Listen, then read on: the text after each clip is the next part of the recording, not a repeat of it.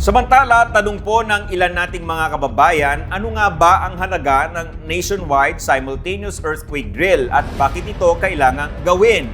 Alamin po natin ang halaga ng kahandaan sa Civil Defense in Action Report na ito.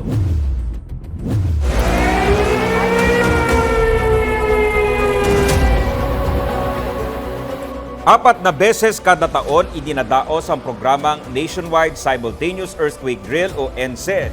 Katuwang ang iba't ibang ahensya sa pangunguna ng Office of Civil Defense, National Disaster Risk Reduction and Management Council at ng City o Municipal Disaster Risk Reduction and Management Council at ng Department of Science and Technology. Layunin nito na kinaligtas ang bayan lalo na kung handa ang bawat mamamayan. Kabilang sa dapat makasanayan ng bawat Pilipino ay una, mabigyan ng pagkakataon ang mga tao na maging pamilyar at maging sanay sa dapat gawin kapag may lindol. Dito matututo ang mga tao paano mag-duck, cover and hold. Ikalawa naman ay mabigyan ng tamang kaalaman ng publiko tungkol sa kahalagahan ng paghahanda at mga patakaran na dapat sundin kapag may lindol.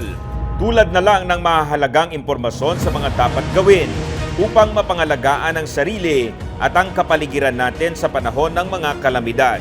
Ikatlo naman ay para malaman ang kasalukuyang kakayahan. Sa ilalim kasi ng NSED, maituturing itong mekanismo para masukat at pasuri ang kasalukuyang kakayahan ng mga pamayanan at ahensya sa pagharap sa mga kalamidad, lalo na sa mga lindol. At panghuli ay masanay sa kooperasyon at ibayong koordinasyon. Sa pamamagitan ng NSED, nagkakaroon ng oportunidad ng iba't ibang mga sektor at ahensya na magkaisa at magtulungan sa pagsasanay at paghahanda sa mga lindol.